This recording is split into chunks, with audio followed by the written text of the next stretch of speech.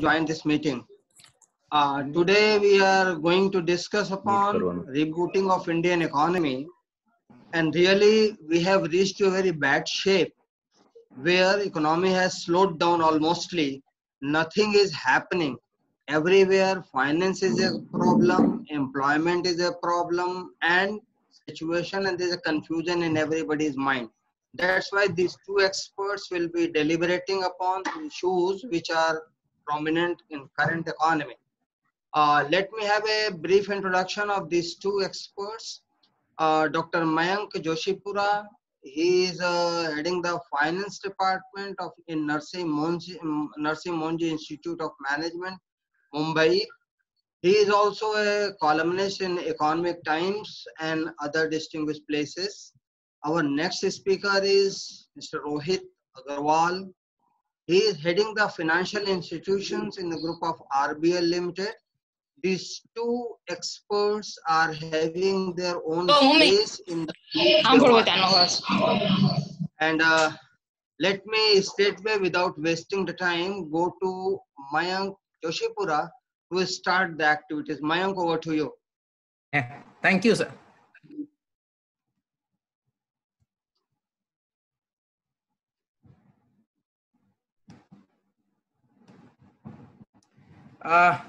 So thank you, Dr. Kumar, for kind introduction. I, on behalf of Rohit and myself, we want to thank Bhavnagar University for giving us an opportunity to share our thoughts on rebooting Indian economy and financial system in post-lockdown world. We are not yet using term post-COVID world because we are not sure when it's going to end, but there are some good signs that are emerging. So I'll talk about a little bit on that. The structure that we are following is I'll talk about for 15 minutes or so, and then I'll hand over to Rohit to look into the banking and financial services aspect of this entire, the chaos that is going on. Now, when we talk to audience in Gujarat, it's always a good idea to start with capital markets or stock markets. It sort of runs in the blood of all Gujus, or most Gujus rather. So the question that everyone is asking is why stock markets are going up when economy is not doing well, and it's not restricted to India, it's probably across the globe. For example, NASDAQ, which is a leading technology index or technology firm index in US market, which has just about turned positive on a year-to-date basis. So while most markets lost 30-35%, quite a few of them, they have recovered big time. So what is happening? Is there a disconnect between the economy and the reality or the markets? To an extent, maybe yes, but if you look at the life of a nation or the global economy, if you write off 2 quarters, 2 quarters is not a significant period. The other thing what has happened this time around compared to previous crisis is governments across world have responded quite swiftly. And there is a lot of coordination that is seen between the government and central banks. Now, if we time travel, say 100 years back on what happened, just to give us some perspective in terms of how bad things were and how markets responded around that time, while India was facing this massacre of Jallianwala Bagh at that point of time, so we are not talking about India, but Spanish flu, which was probably one of the most dangerous one that we have seen in terms of pandemic between spring of 1918 to 1919, we had almost 1/3 of then prevailing global population got infected. We lost around 5 million lives. US itself also lost 6.75 lakh lives at that point of time. And what happened to market? Well, this Dow Jones Industrial Average gained 10% in 2018 and 30% in 2019. Now that was the time where probably World War I also was coming to an end. So it was all turbulence happening together. And in the middle of it in 2015, it gained 82%. So and then probably a decade where, of course, US was on the victorious alliance side and Germany was the big loser. The US markets gained post-pandemic is one of the worst about 4 times in 10 years. So it's not that history should repeat itself, but what I want to share is, if you look at the root cause of this entire slowdown, or lockdown for that matter, it's not something like global financial crisis of 2008-9, where, you know, it's the system itself created this. It's something we have put brakes on our economic activity. And the good news is, if you look at some of the data from European markets, of course, we are looking at what is happening to number of cases every day, etc. But if you look at the numbers that are emerging now, for example, yesterday, the number of active cases have gone up across the world is just about 9-10,000, which means the number of recoveries are far more. And a result of it, if you look at one of the worst hit countries like Italy or Germany for that matter, or look at the entire Western Europe and these countries like Spain and Germany, Italy, all of them, while they have gone through a lot of difficult times, you can see on the screen the number of active cases have started coming down sharply. And this is not the trend only in Western Europe. In US also the cases are peaking. And the good news in a way is that what we probably thought to begin with, that this COVID is not going to disappear or it's going to hurt us seriously for a long, long time, and there's no way out before we get the vaccine in place, it doesn't look that to start with. The number of cases in terms of active cases may start coming down. Well, in India, number of cases are going up, but our fatality rate is one of the lowest in the world. It's just about 3% or so. Our death to close case ratio has come down from 26% to just 9%.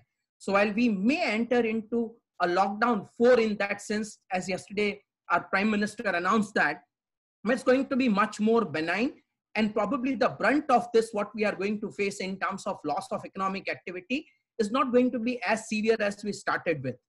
So if you look at some of the projections in terms of quantifying it, so various banks and economic economists are coming up with forecasts, and the forecast about Indian economic growth for 2021 now stands, the most optimistic numbers are about 1.8%. The Nomura says it could be as low as -5%.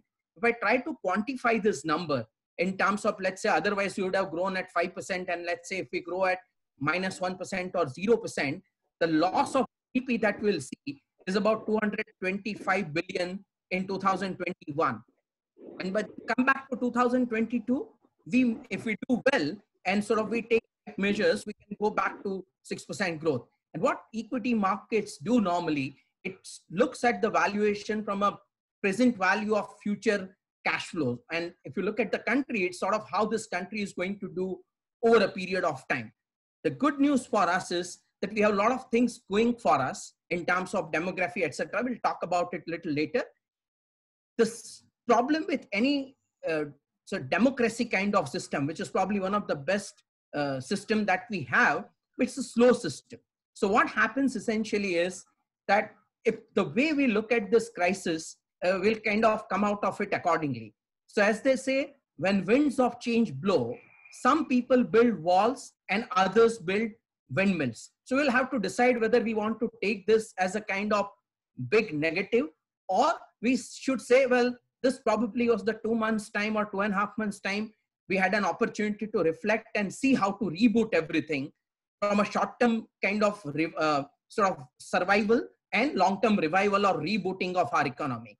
And just that yesterday's Prime Minister's address was highlighting this thing on how to capitalize on our demographic dividend or demand before time runs out for us. The good news is that it's like, as they say, when going gets tough, tough gets going. So whether we look at the Margaret Thatcher's reform in US in 1980s, where she kind of looked for privatization and all, Indian reforms of 1991, for which the fruits of that we are still enjoying, those reforms probably came out of compulsion rather than choice. So we go back to 1991, the situation was even worse than what we have in terms of the foreign exchange reserve, etc. that we have. We probably had just about 3 weeks of forex reserves to meet our exports. And while we made reforms, which probably in those days were not acceptable. So right now we are talking about whether foreign companies should take ownership in Indian company, etc., etc. In those days, it was public to private. So it's like allowing private companies in several businesses was a big challenge. And that's something which we could do at that point of time.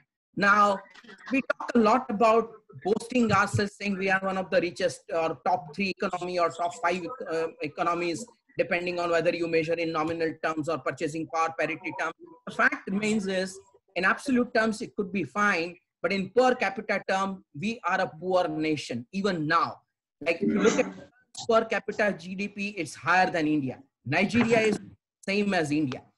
If you look at the skewness of income distribution within that, some of that makes things even worse. And is that the problem with India? The answer is no. It's a global problem. The spirit of what he told us remain in place in any walk of life. So if you look at global scene, 2/5 of the global GDP is contributed right now by US and China. And 1/5 of the global GDP is contributed by bottom 173 countries. So while that remains for a while, and we'll have to see how we can do better in terms of equitable distribution of wealth, etc., it's the time, as mentioned by Prime Minister yesterday, to sort of reap our demographic dividend before it implodes on us. So what, if you look at the data, it's about 50 years that we'll have this demographic dividend, and it will peak in year 2041. So we have just about a little more than 2 decades available with us. And if you don't use this, you can never get out of this middle income trap. So countries like Japan use this demographic dividend in 60s, Singapore and Hong Kong in 70s and 80s, China in 90s. And that's the best time to lift the country out of this trap. So now the question is, what is immediate kind of solution? How to restart our economy? Because it's about $200 to $250 billion of loss of economic activity. And with the labor not available, the unemployment and other problems that may emerge, it's not that just a start switch that we are working, that you stop it for 2 months and then start it again. So it requires a lot of hand-holding from government side. And the good news is, I planned my talk differently, but after yesterday's talk, the things have changed in a way that now we are going to see all-round package of whatever the credit guarantee liquidity that we enjoy of about 20 trillion rupees, or like 20 lakh rupees that we are talking about. This is huge in terms of size, looking at the economic size or the size of economy that we have. The question is, can we just keep on pumping in money? If that is so, what will happen to our currency? Because if you keep on printing money, you at some stage will find that you will not have any takers for that matter. And what will then happen is you will have a run on your currency. So can we afford that? The answer is no. So what's the solution to that? Well, we want to support the kind of suffering sections of economy and people, how to achieve those sort of things. And there are a lot of ways to do that. For example, it's time to do some sort of capex switching. For example, some of the ambitious projects like bullet train or kind of what the other thing which we talk about is like the cleaning of Ganges River or we can do a little slow pace, and we divert those sort of funds. It's the time to do labor and land reforms. We'll have to take leaf out of what has happened in mobile manufacturing boom in India. I mean, in several parts of the country, you see a lot of companies are coming and making their mobile. Almost 90-95% of the mobiles sold in India right now are made in India. It includes some of the Chinese phones as well. So at some stage, we'll decide whether we want investment from a particular country or not. But the idea is, it's not just self-reliant in terms of we make everything on our own. If people come here and make their stuff here, it generates employment, it sort of builds the ecosystem, the ancillaries will build in that sense. So what we can do essentially is that we cannot treat each foreign firm coming to India for investment as East India Company and a sort of threat to our sovereignty. We know some of the countries or companies may have those kind of intentions, and we have enough regulations in place to control that. But anyone who comes and makes certain things in India or gives opportunity in terms of or benefits in terms of tax payment to India, giving employment, building system for ancillary units, those should be encouraged in that sense.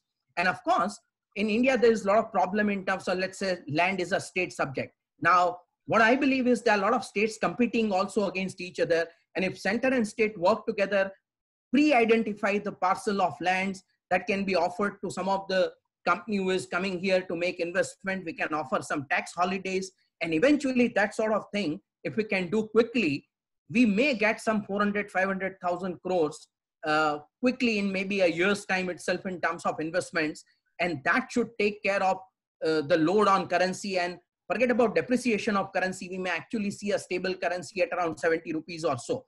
Now, there is a popular myth that to do export, we need weak currency. The answer is not that. It's like, if you look at China with a very strong currency, they have exported heavily. So weak currency in a way hurt for some of the countries like us who are sort of probably net importers. The good news is the crude is down. It's going to stay down probably for a long period of time. It's the time for us to start working towards how to balance the contribution of GDP versus the people employed into that. For example, services that contribute about 54%, manufacturing at about 30%, and agriculture is at about 16%. Still, we have more than 55% of the population which depends on agriculture.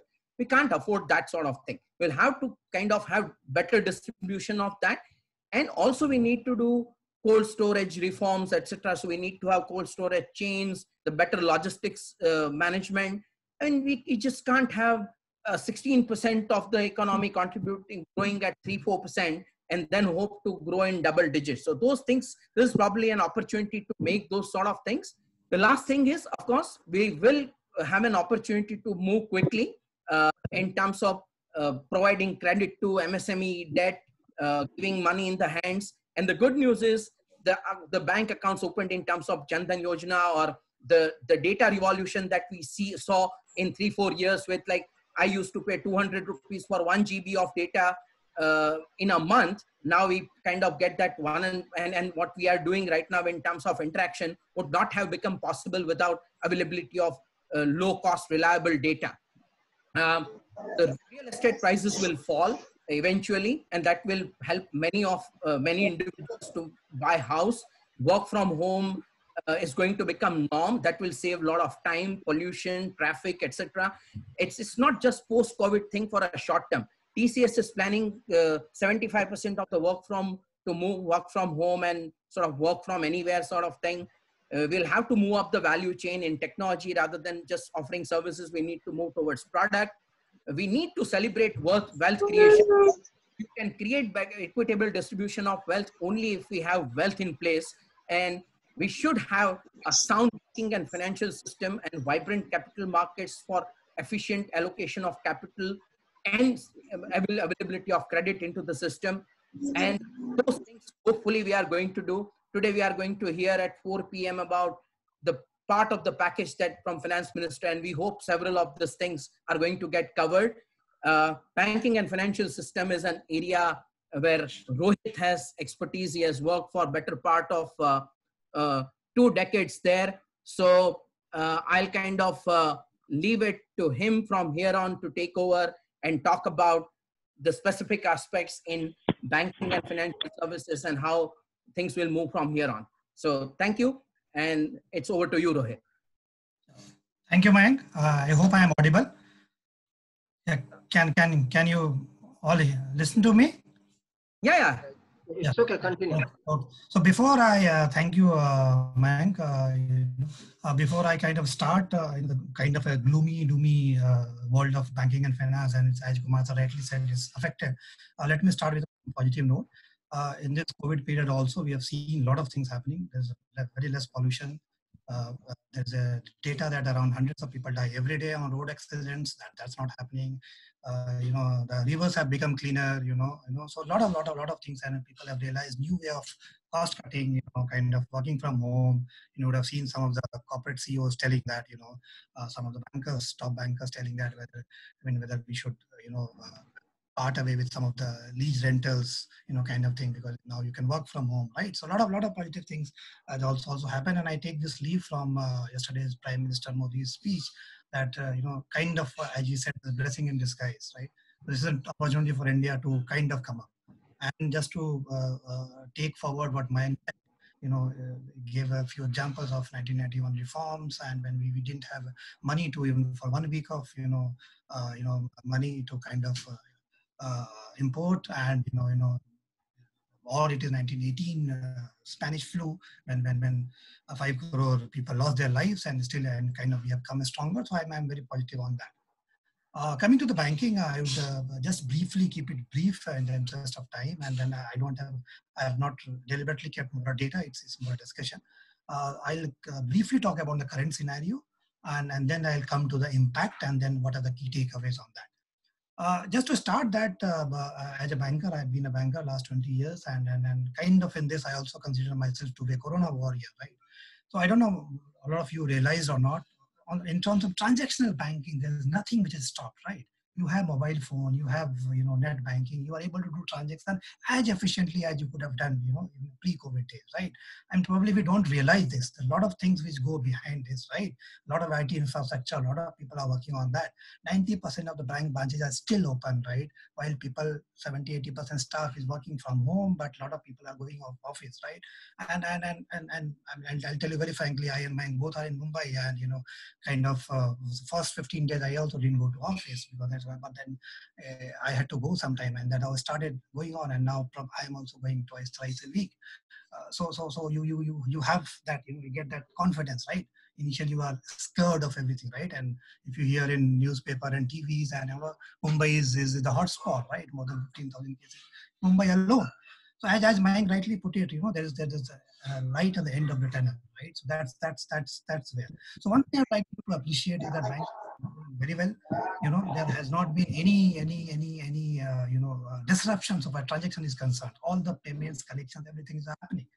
If you have heard the Bank of India, Dr. Shaktikant Sada's message, first COVID, after he came and announced a lot of reforms, he very clearly said that 150 of RBI officers have been quarantined in different hotels and everything, just to take care of, your currency market, your futures market, your commodities market, your regulator.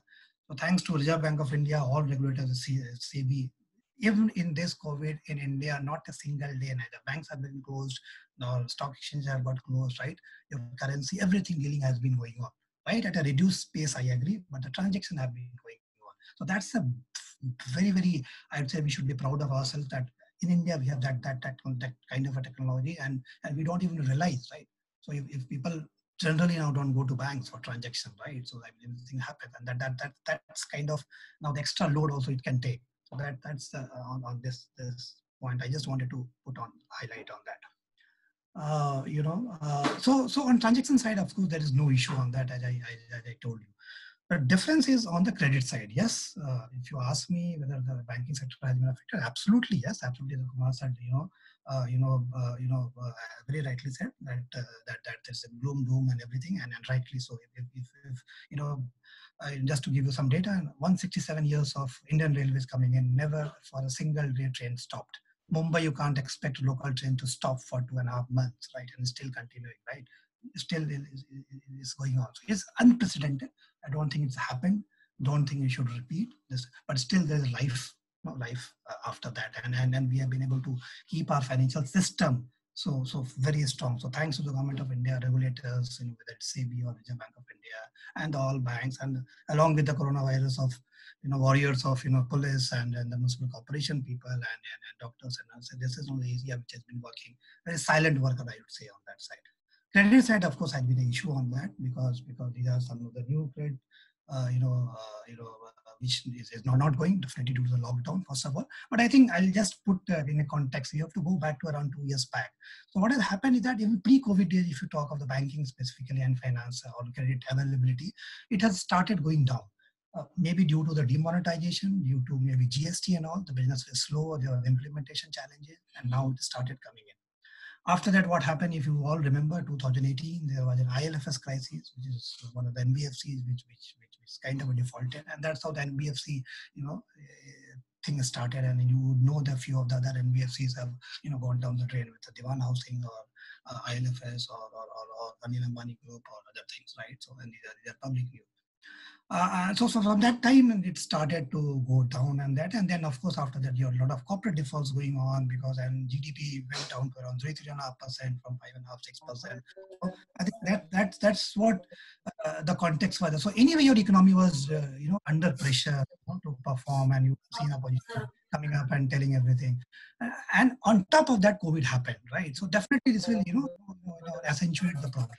So that's what actually it happened. To add up to that, March 5th is that there was a Yes Bank fiasco in the banking sector, specifically Yes Bank went down the drain. Of course, then it was to be, taken by a State Bank of India and other group of members to kind of do that. Of course, they didn't lose any money, but there was a fiasco. So there was a trust deficit between bankers. If you look at the data today, what is happening that there's enough liquidity, right? So if you look at RBI governor, he came out and gave a lot of concessions, right? So there was a CRR cut, there was a LCR requirement, liquidity coverage ratio for banks, which got reduced from 100 to 80%, so you can go and lend, right? The reverse repo rate, on which banks go to RBI and lend, was reduced from 4% to 3.75%, so that you have an incentive to lend. But if you look at the data of last few weeks, and on an average, 6 to 7 lakh crores of money is being deposited with RBI on a daily basis, right? These are reverse repo. So in short, there is of course, the credit crunch as such. Nobody is trusting anybody. I've been, since in this bank, I've been, I had the financial institutions group, so I've been, talking to a lot of foreign banks and, and also a few of the sovereigns, right? Asian Development Bank and World Bank and everything. They have been also our shareholders. I think there's nobody is trusting anybody, right? So while Reserve Bank of India gave something, but in spite of that, the flow which should happen is not happening. And probably I think now, which Madam Sitharaman will come at 4 o'clock and what Modi announced, that will also unleash some of the things which happen. So it's not that, while government is trying to encourage banks to lend, but the situation happens something that you don't know what will happen. So people are not sure when COVID will get over. People are not sure whether somebody will survive or not, right? So why should I go and lend? Let me, be sitting on liquidity, right? That's where, the mindset is there, which needs to change, which minds.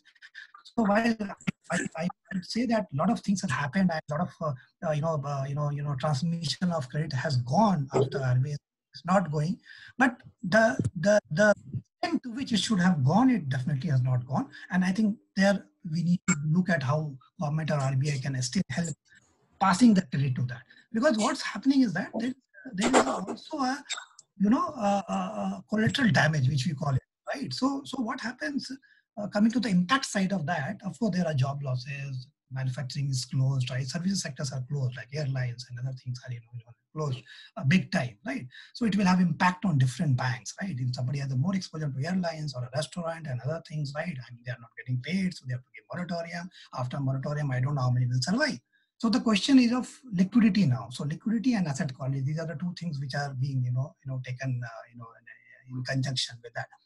And liquidity has been very important now, these are rather than asset quality, because liquidity can lead to solvency risk, right? So one has to be very, very liquid. If somebody does not have money, I was just looking at news before coming to this talk that one of the airlines in the US have gone bankrupt, right? So I think if somebody does not have money to survive 3, 4, 5 months, whether it's a small businessman, small hotel, small restaurant, small airlines, or big one, anybody, difficult to that. So in the process, there will be collateral damage. Now, if, as Mayank rightly put it, if COVID is going to be, solved soon, right, and people are going to come back to work, as people are coming back, and that, to that extent, damage will be less. But please don't expect there will not be any collateral damage. So that's the way we need to navigate, right? As a banker, as a lender to the company, or in terms of NBFCs and things. So that's something which is there. Compared to the coming to the banks or NBFCs, different banks, different people will have different liquidity scenario, and on that basis, that they will be evaluated by the stock market, by people across the spectrum, all the stakeholders. And somebody who has more, exposure to risky sector, I would say, will get beaten up more rather than that. And to that extent, they'll be there. But just to say of the banking system and and NBFCs and just to quote RBI governor, the bank has been very, very safe. All the banks. I'm not talking of any public sector bank, private sector bank, irrespective of the data, right? Today you look at some of the public sector banks where the NPEs are around 10%, 15%, 20%, right? Now some of it has got merged, but still it is very high. Private sector banks, of course, are much better managed, much less NPA, but still people say that they are not, not owned by the government. So what will happen? But just to give you a point, in fact, after independence, right, on 47, if you just leave out cooperative banks, any private sector or public sector scheduled commercial banks have not failed. There has been only 2 cases in history, to my understanding. One was the Global Trust Bank, which which got acquired by Oriental Bank of Commerce, and the other one Yes Bank, which has also been saved, and depositors have not lost any money. Of course, equity shareholder or 81 bond holders, somebody has to, So I think that's where it is, coming to that. Coming to that, so liquidity is very important on that. Coming to that quality, you will come to know only after a few months, because now there's a moratorium going on. However, in the banking industry, if I look at around 30 to 40% people have asked for moratorium till now. Maybe if you include NBFC, it may go to around 50% or so. But a lot of people are actually paying off, right? I'll tell you, we are one of the fifth or sixth largest RBL bank credit card company, and our data shows that we have only around 13% of people have asked for moratorium. So people are paying up, right? There are some people who just want to be a little more conservative and conserve cash, as organizations are also conserving cash, right? So people conserve cash. What they are doing, they are asking for moratorium, but they are also putting FDs with the banks and other things and just telling that, okay, we have comfort, but we just don't know what will happen tomorrow. So there's an uncertainty, as I told you earlier, is a trust deficit which needs to go, and that's where government needs to kind of work on that. Asset quality, as I said, it will take time to come up, and if sectors come back as you look at that, and there was a report yesterday that in France, Disneyland, opened and it got record booking. There is a cruise which has got opened, I think, in US, maybe 2-3 months later, and it's overbooked. People just want to, go out, right? So you don't know, maybe these people who are worst hit, like travel, tourism, airlines, they come back very strongly. The idea is that they can survive these few months, and that's how the government help is required, and that's how I understand that 20 lakh crore talking what is out of that. If that helps, to do that very good. So I think this is what I wanted to kind of run through on that, and interest of time, I'll not take much of a time and kind of do that. Just to end up things, right? What we can expect, because this is something we didn't expect yesterday. It was announced. We thought let us put some brain and what can be expected today from Madam and next few days. While there has been some announcement, as I told you, on CRR cut and direct benefit transfer, and there has been some food and rice and other thing has been meat have been given to poor people in that, and which has led to around 5-6 lakh crores of that. I think what you expect now is maybe maybe some way of guarantee to MSMEs, which is I expect to be announced, that you say that there will be, if you go and lend to MSMEs, say 10 lakh crore, the first 10% first loss will be taken by the government of India, or you should go and lend to sectors where as a banker we don't want to lend as of now, maybe airlines or restaurants or something else where we don't know how the business model will work. If you take at say 10% of guarantee, that could be one announcement which income. There could be some tax rate cut both at individual and corporate level to boost demand to people to that. And last but not the least will be, of course, the investment which government will do directly. As you've seen the government's borrowing program, they have raised it by 4 to 5 lakh crore. So I think 4 to 5 lakh crore will be direct investment, maybe in the real estate sector, maybe in other sector, which I think which can come up. So I think I leave it out over there, and I think I'll end my speech here, and then if there are any questions, I can answer on that. Just before ending, I would just like to thank our Honorable Vice Chancellor Chawda ji, Kumar sir, Vedant Pandya sir, JP sir. That I think introduction. One thing I would like to highlight, which Kumar sir kind of forgot, the most important introduction for Mayank and Rohit, myself, both of us is that we are Bombay alumni. I think we both are from 97-99 batch, and I think on behalf of Mayank also, I'd like to say that whatever we are today, we have learned a lot, and especially to Vice Chancellor sir, to you, I think we have very good faculty members. I think these were the same professors who taught us 20 years back, whether Kumar sir or JP sir and Vedant sir, everybody. And whatever we are today is thanks to Bhavnagar University Management Program and all our professors. So I do end my speech here, and over to you, Kumar sir. Now here, because of time constraint, we are skipping the discussion session. Let me request our Vice Chancellor for his presidential remark. Over to you, Chawda sir. We can continue. Zoom has extended time limit for us, so I mean, whoever wants to speak, can continue. Let Chavra sir say. Let I welcome to.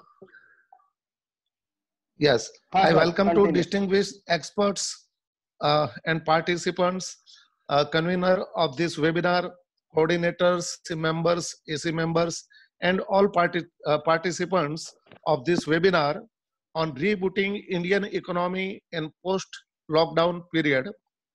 Our experts, Mr. Mayank Joshipura and Mr. Rohit Agrawal, express his views on stock markets, GDP, demographic dividends, banking sectors, transportations, and investments very nicely.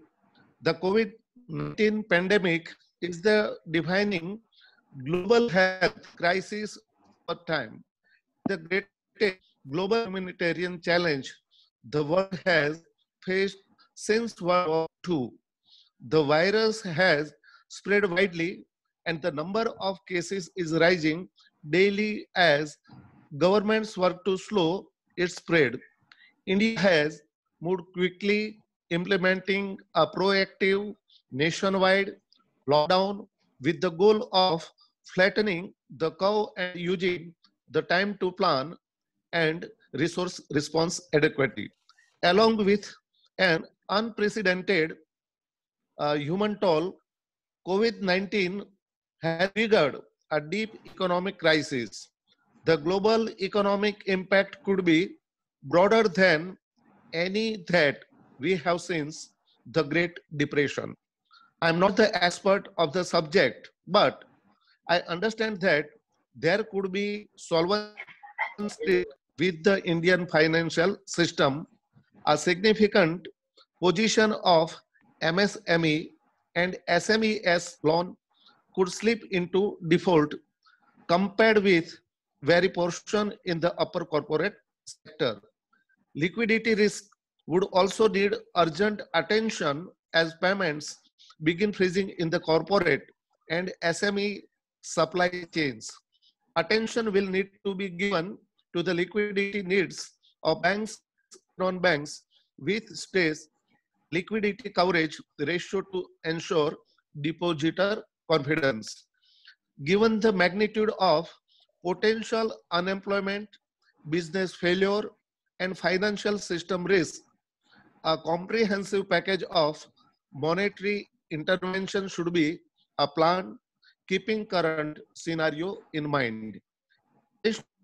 Of 10 to 15 lakh crore Indian rupees was expected to, against which government is planning for 20 lakh crore.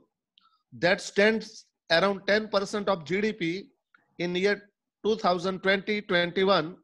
However, a package of this order of magnitude was essential in supporting those dealing with the possible steep declines in aggregate demand and in protecting the system from the possible solvency and liquidity risks.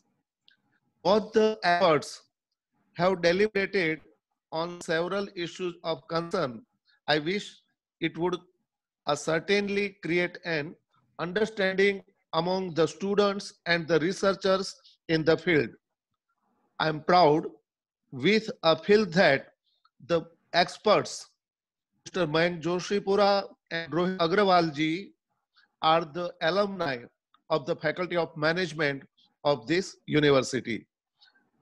I congratulate the Department of Business Administration because Department of Business Administration has organized 2 webinars with important topics, and especially to the convener of the webinar, Dr. A. Kumar, coordinator of the webinar, Dr. Jay Badiani, Dr. Vedant Pandya, and JP Majmudar, for their efforts in putting this webinar in time when it is most needed. Thank you all. Thank you. Thank you very much.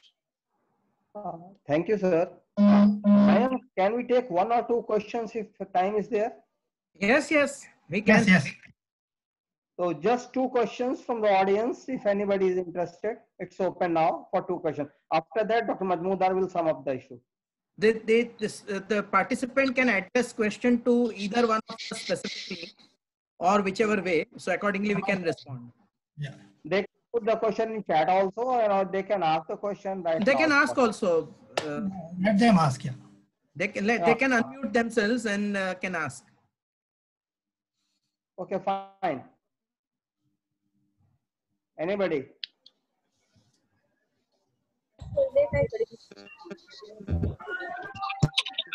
અવાજ કપાતો આવે છે. અવાજ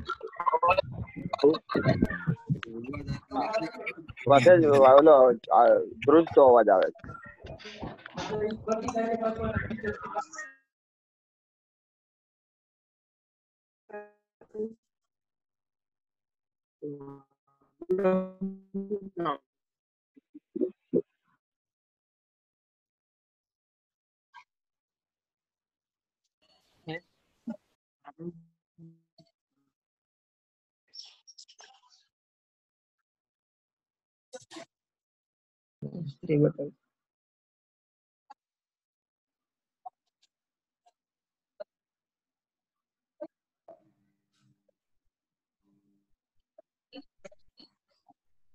I think it's going to be confusion because everybody wants to speak and they are not getting a chance. So I answered some of them on chat. So let the things come. Yeah, or we can send our email ID. They can ask us later also. Yes. Okay, then just to share it with the chat and let the Dr. Majmudar sum up the issue right now. Dr. Majmudar, over to you. Hello. Hello. Yes, we are. I'm audible? Yes, sir. Yeah. Okay. Professor Chawda sir, Professor Mayank, Rohit Agrawal, Kumar sir, my colleagues and those who are in this webinar. No need to say that this microorganism has affected the world economy and of course many sectors in almost all the nations. Whatever the views presented by the expert, I mean, in very short time, they have covered some of the aspects in detail. But yes, we require some time to assess the exact impact on the various sectors of the world economy as well as of the Indian economy. Definitely.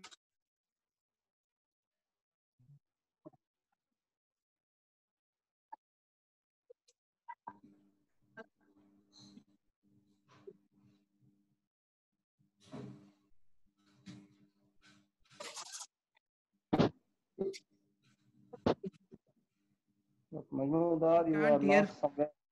Can't hear you, sir. We have lost line with Majmudar. I think there is no question. So let's finish the affair right now. And thank you, everybody. I think there's some connection problem with Dr. Majmudar right now. And Dr. Pandya, are you available? Maybe connection problem. Actually, when you access the things with your phone, there remains some problem. Anyway, Dr. Mayank and Rohit, thank you, everybody. Thanks, Professor Chawda, for your support to us. Let's finish this meeting right now and we'll deliberate further. Thank you, everybody. Thank you, sir. So we are privileged, sir. Thank you. Thank you, sir. Thank you, sir. Thank you. Thank you, Jai. Thank you. Now we are closing the meeting. Yeah, thank you. Thank you. Over to you, Mike.